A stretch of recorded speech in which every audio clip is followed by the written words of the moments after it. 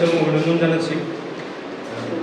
এসএফআইয়ের নবনির্বাচিত রাজ্য কমিটির পক্ষ থেকে আপনাদের আবারও শুভেচ্ছা অভিনন্দন এবং আজকের এই সাংবাদিক সম্মেলনে আমাদের মধ্যে উপস্থিত আছেন আমাদের সংগঠনের সদ্য প্রাক্তন সভাপতি এবং সম্পাদক।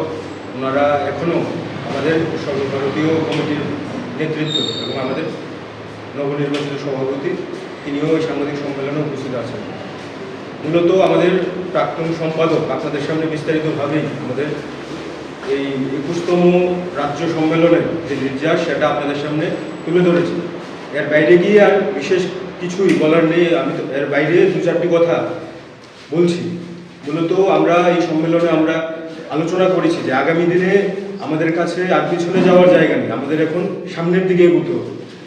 আমরা ঠিক করেছি যে আগামী দিনগুলোতে রাজ্যের স্কুল কলেজ ক্যাম্পাসে আমাদের সংগঠনকে আরও কীভাবে বিস্তার করানো যায়, আরও নতুন নতুন ছাত্র ছাত্রীদের কাছে আমাদের সংগঠনকে কিভাবে নিয়ে যাওয়া যায়, এই বিষয়গুলো নিয়ে আমরা আলোচনা করেছি। আপনারা জানেন দেশের সরকার শিক্ষাকে নিয়ে কীরকমভাবে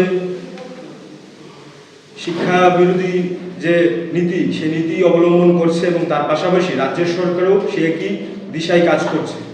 আমরা আমাদের এই সম্মেলনে গভীরভাবে আলোচনা করেছি, উদ্বেগ প্রকাশ করেছি যে এই শিক্ষানীতি বিরোধী সরকারের বিরুদ্ধে আমাদের আরও অগ্রসর হতে হবে এবং সামনের দিনে ছাত্রছাত্রীদের একত্রিত করে লড়াই আন্দোলন সংগঠিত করতে হবে।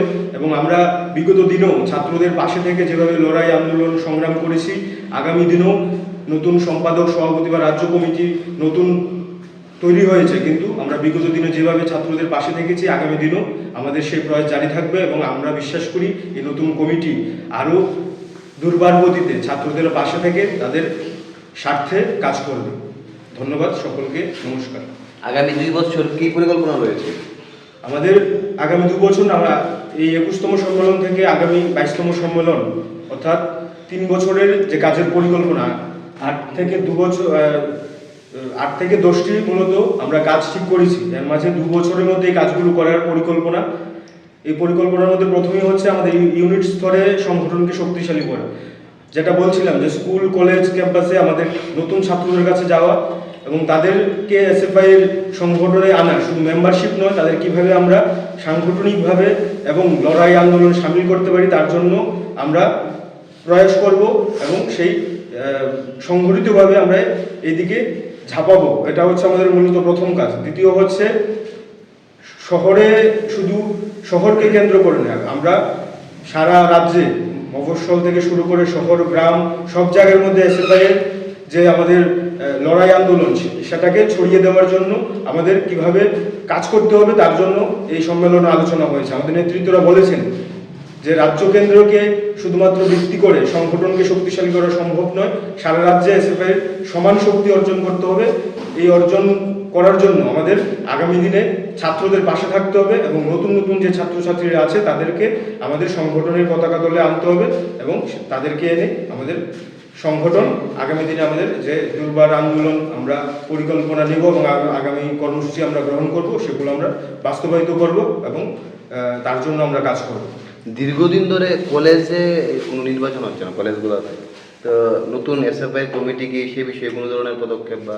অবশ্যই আমরা নতুন নয়, শুধু আমাদের আগের যে কমিটি বা আমরাও সেই কমিটিতে ছিলাম বা আমাদের রাজ্য সম্পাদক সভাপতি প্রাক্তন যারা ছিলেন তারা বিগত 7 বছর ধরেই বলে আসছে যে কলেজে নির্বাচন করতে হবে, সুস্থ নির্বাচনের ব্যবস্থা করতে হবে, কিন্তু রাজ্য সরকার সুস্থ নির্বাচন করার ক্ষেত্রে বারংবার আমাদের যে দাবি সে দাবি মানছে না। আমরা এর বিরুদ্ধে বিভিন্ন সময় বিভিন্নভাবে সোচ্চার হয়েছি এবং আমরা আমাদের সম্মেলনও বিভিন্নভাবে এই নিয়ে আলোচনা হয়েছে এবং আমরা বলবো রাজ্য সরকারের কাছে আজকেও দাবি জানাবো যে সুস্থ নির্বাচন করার জন্য কলেজগুলোতে অবশ্যই অতি আবশ্যক এবং দ্রুত সেই নির্বাচন করার জন্য রাজ্য সরকারকে উদ্যোগ নিতে হবে এবং ছাত্রছাত্রীদের কাছে গণতান্ত্রিক পরিবেশ তৈরি করে ছাত্ররা যাতে নিজের ভোট নিজে দিতে পারে সেই পরিবেশ তৈরি করে তারপর ছাত্র সংসদ নির্বাচন অবশ্যই করতে হবে। আমাদের সিদ্ধান্ত নিতে হয়েছে যে কৈলাস শহরে যে টাউন হল আছে সেই টাউন হলেই আমাদের সম্মেলন করব। কিন্তু আমরা লক্ষ্য করলাম যে শাসক দল আরকেআই স্কুলকে বুকিং করালেও এই যে আমাদের সম্মেলনের 2 দিন, এই 2 দিন আসলে আরপিআই স্কুলে কোনো ধরনের কর্মসূচি শাসক দলের তরফে ছিল না। বাস্তবে এসএফআই এর সম্মেলনকে বাধা দেওয়ার জন্য নিজেদের প্রশাসনকে ব্যবহার করে এই কাজ এরা করেছে। তারপরেও কৈলাস শহরের সাধারণ মানুষ যেভাবে এসএফআই এর 21তম রাজ্য সম্মেলনকে সফল করার জন্য এগিয়ে এসছে তা অভূতপূর্ব। ওটা মহকুমার মানুষ আর্থিকভাবে বিভিন্ন সামগ্রী দিয়ে এই সম্মেলন সফল করার জন্য সাহায্য সহযোগিতা করেছেন। তার জন্য আমাদের সংগঠনের তরফ থেকে কৈলাস শহরের সমস্ত মানুষকে এবং আমাদের এই সম্মেলনকে সফল করার জন্য যে প্রস্তুতি কমিটি গঠিত হয়েছিল সেই প্রস্তুতি কমিটিকে আমরা ধন্যবাদ জানাচ্ছি, কৃতজ্ঞতা জানাচ্ছি, আমাদের সংগঠনের তরফ থেকে শুভেচ্ছা জানাচ্ছি। আমাদের এই সম্মেলনের মধ্য দিয়ে আমরা মূলত আলোচনা করেছি দেশের সংবিধান, গণতন্ত্র, ধর্মনিরপেক্ষতা রক্ষার লড়াই জোরদার করো, শিক্ষা ও কাজের দাবিতে সংগ্রাম আরও তীব্র করো, রাজ্যের প্রতিটি শিক্ষা প্রতিষ্ঠানে মতাদর্শগতভাবে সমৃদ্ধ সংগঠন গড়ে তোলো এবং শিক্ষাক্ষেত্রে অর্জিত অধিকার রক্ষার যে লড়াই, সেই লড়াইকে আরও বেগবান করো। এই আহ্বান জানিয়ে আমাদের সম্মেলন অনুষ্ঠিত হয়েছে। সম্মেলনে আমাদের রাজ্যের প্রাক্তন মুখ্যমন্ত্রী, আমাদের সংগঠনের প্রতিষ্ঠাতা রাজ্য সম্পাদক মানিক সরকার, রাজ্যের বিরোধী দলনেতা শ্রদ্ধেয় জিতেন্দ্র চৌধুরী, আমাদের সংগঠনের সর্বভারতীয় সাধারণ সম্পাদক ময়ূর বিশ্বাস এবং সম্মেলন প্রস্তুতি কমিটির চেয়ারম্যান, রাজ্যের ছাত্র আন্দোলনের প্রাক্তন নেতা তপন চক্রবর্তী, ওনারা বক্তব্য রেখেছেন। আমাদের রাজ্য কমিটির তরফ থেকে প্রতিবেদন উত্থাপিত হয়েছিল। সেই প্রতিবেদনের উপর সারা রাজ্যের বিভিন্ন মহকুমা থেকে আগত ছাত্র প্রতিনিধিরা তাদের আলোচনা রেখেছেন। এই আলোচনার নির্যাস যা আগামী দিনে আমাদের রাজ্যে ছাত্র আন্দোলনকে শক্তিশালী করার প্রশ্নে শিক্ষার উপর যে আক্রমণ সংগঠিত হচ্ছে তার বিরুদ্ধে লড়াইকে জোরালো করতে আরও প্রধান সংগঠন আমাদের তৈরি করতে হবে, সেই লক্ষ্যেই আমাদের সম্মেলন নির্দেশ করেছে। এখন এই সম্মেলনের সর্বশেষ যে কাজ ছিল সেটা হলো যে নূতন রাজ্য কমিটি নির্বাচন করা। রাজ্য কমিটি ৭৭ জনকে নিয়ে নির্বাচিত করা হয়েছে। তার পরবর্তীতে রাজ্য কমিটি রাজ্য সম্পাদক মণ্ডলী ২০ জনকে নিয়ে নির্বাচন করেছে এবং সেই রাজ্য সম্পাদক মণ্ডলীর সভাপতি হয়েছেন সর্বসম্মতিক্রমে প্রীতম শীল এবং সম্পাদক হয়েছেন সৃজন দেব। আমাদের সংগঠনের মুখপত্র ছাত্র সংবাদের সম্পাদক হয়েছেন শৌখিন চক্রবর্তী। এই হচ্ছে আমাদের গোটা সম্মেলনে যা নির্যাস। যেহেতু কৈলাস শহরে সম্মেলন সংগঠিত হয়েছে, আপনারা ইতিমধ্যেই বিভিন্ন খবরাখবর জেনেছেন। আমরা রাজ্যের রাজধানী শহর যেহেতু আপনাদের কাছেই খবরগুলি তুলে ধরার জন্যই আজকে সাংবাদিক সম্মেলন আহ্বান করেছি। আমি পূর্বতন কমিটির তরফ থেকে কথাগুলো আপনাদের সঙ্গে বললাম। এখন আমাদের নতুন যে কমিটি নির্বাচিত হয়েছে তার সভাপতি সম্পাদক দুজনেই আছেন, ওনারা আপনাদের সঙ্গে সংক্ষিপ্তভাবে আলোচনা করবেন। আলোচনা দুদিনের এই সম্মেলনে আলোচনার বিষয়বস্তু কি ছিল? হ্যাঁ, দুদিনের এই সম্মেলনে আলোচনার বিষয়বস্তু কি? আলোচনার মূল বিষয়বস্তু ছিল আমাদের দেশ রাজ্যের রাজনীতি সম্পর্কে এসএফআই এর সম্মেলনে আলোচনা হবে, এটা স্বাভাবিক।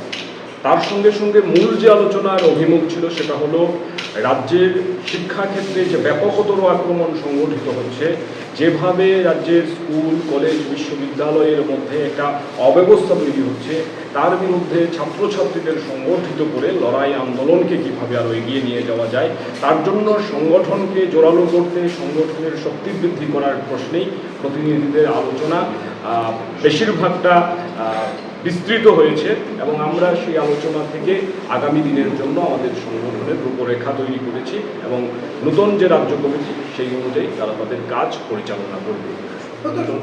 আগামী দিনে ছাত্রদের নির্দিষ্ট স্থায়ী দাবি দেওয়া নিয়ে আমাদের নতুন রূপরেখা তৈরি করে সারা রাজ্যে ইউনিট স্তর থেকে আপ টু বিশ্ববিদ্যালয় পর্যন্ত প্রত্যেকটা শিক্ষাঙ্গনে আমরা আমাদের আন্দোলনের রূপরেখা তৈরি করব এবং আগামী দিনে ছাত্রদের পাশে থেকে কীভাবে ছাত্ররা যে বর্তমান রাজ্যের সরকার ছাত্রদের সাথে যে বিশ্বাসঘাতকতা করছে তার বিরুদ্ধে কীভাবে ছাত্রদের আমরা লড়াই সংগ্রামে আরও বেশি করে কীভাবে সামিল করতে পারবো, সেটি আমাদের আগামী রাজ্য কমিটির কাজ হবে।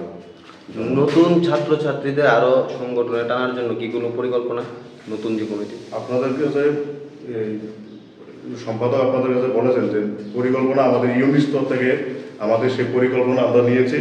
বলেছিলেন যে সভ্যপদ আমরা এত বছর যে সভ্যপদ শুধু সংগ্রহ করছি তা না, যারা সভ্য হয়েছেন তাদেরকে কিভাবে আগামী দিনে যে ভয় ভীতি কাটিয়ে তাদেরকে আগামী দিনে সরকারের বিরুদ্ধে কীভাবে রাস্তায় নামাতে হবে সেটি আমাদের নতুন পরিকল্পনা হবে।